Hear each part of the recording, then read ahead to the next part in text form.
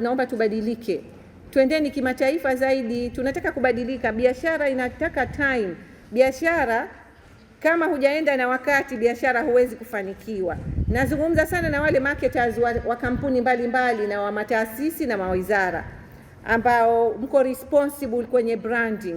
Mnaangusha taasisi zenu. Watu wa marketing, wa branding, mnaziangusha taasisi zenu na wizara zenu. Mnatakiwa mwende na wakati. Maonesho tarehe 28.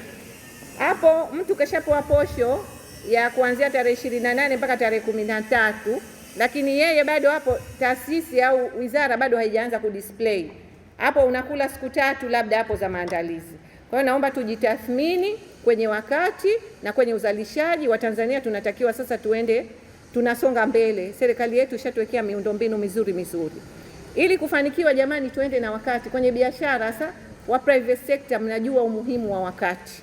Mtu wa private sector hapendi kupoteza wakati. Kwa hiyo nawaomba sana hili swala la kumaliza mabanda yenu, mujitahidi jamani, mukeshe leo na kesho. Tarehe 28 tunaanza maonesho, na tunapoanza maonesho na judging exercise inaanza tarehe 28.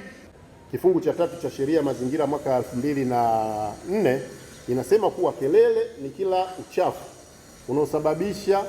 unaosababishwa na sauti ambayo kwa asili inakataliwa au ile inayoweza kusababisha athari mbaya kwa afya ya binadamu, maisha au mazingira. Pia ni pamoja na sauti iwezayo kubadilishwa na Kamati ya Taifa ya Viwango vya Mazingira.